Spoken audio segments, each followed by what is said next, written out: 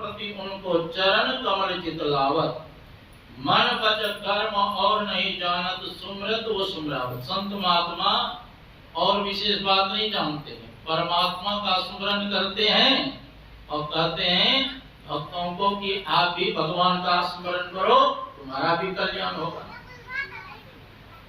संगति रहे साधु के अनुदिन भव दुख दूरी पावत।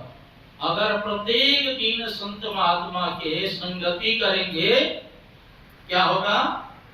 संगति रहे साधु के अनुदिन भव दुख दूरी नसावत। भव मतलब संसार, संसार में जो आना जाना है, आवागमन का जो चक्र है वो समाप्त हो जाए। सूरदास या जन्म मरण से तुरंत परम पद पावत। सूरदास जी महाराज कहते अगर संतों के संगति करते रहेंगे तो एक न एक दिन परम पद को, मोक्ष को प्राप्त करेंगे। इसीलिए कहा संतों का संग करने। भगवान श्री राम भी कहते हैं प्रथम भगति संतन का संग, आए सबरी संतों का संग करे। और भगवान तो यहाँ तक कह दिए कि मुझसे भी बढ़कर के संत को मान। सातम सम वही मैं जग देखा, मोती अधिक संत कर लेगा। मुझसे भी बढ़कर के संत को मान। इसलिए तुलसीदास जी महाराज विनय पत्रिका में लिखते हैं जब द्रवहि दीन दयाल राघव, साधु संगति पाइए, यही दरस पर समागमादिक पाप राशि नसाए। जब भगवान श्री राम जिस जीव के ऊपर कृपा करते हैं, अनुग्रह करते हैं, मेहर करते हैं, तब साधु संगति प्राप्त होता है। यही दरस जिनके दर्शन करने मात्र से, यही परस जिनको प्रणाम करने मात्र से, समागमादिक वार्तालाप करने मात्र से क्या होगा?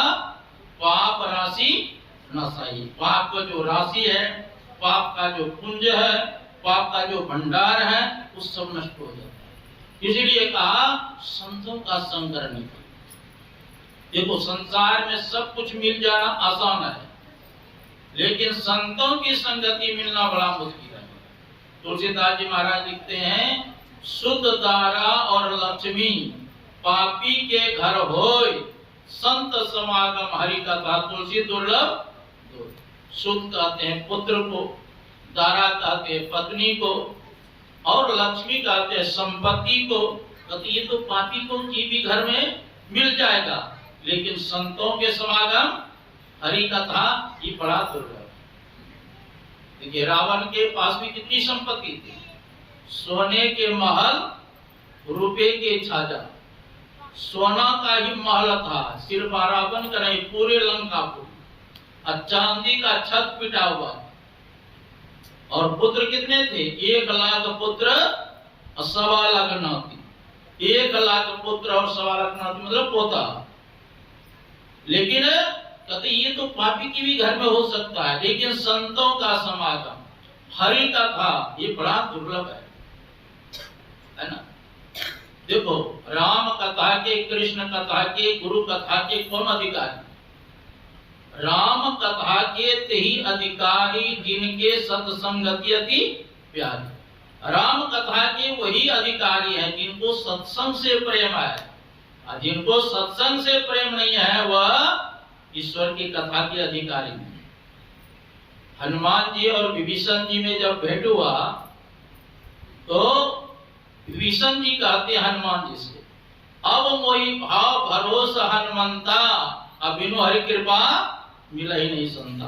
विभीषण जी कहते पहले तो हमको भरोसा ही नहीं था कि भगवान का दर्शन होगा कि नहीं होगा, लेकिन अब हमको पक्का पता चल गया कि आप जैसे संत का दर्शन हो गया, भगवंत का अवश्य होगा। तो पहले विभीषण जी को हनुमान जैसे संत का दर्शन हुआ, तब ना भगवान राम का दर्शन हुआ।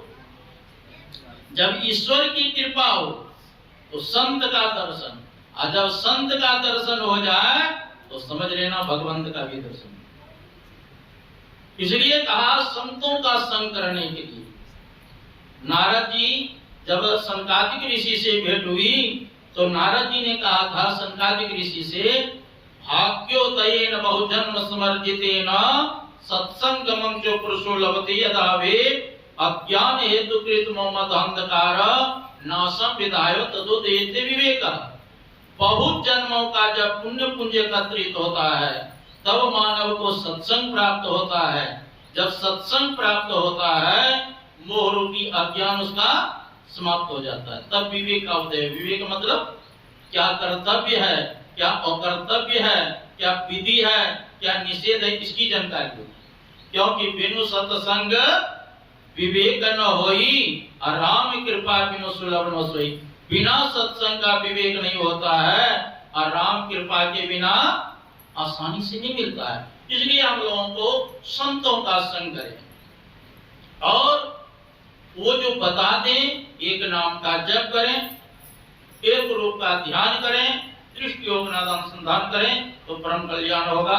विशेष रूप से हम लोग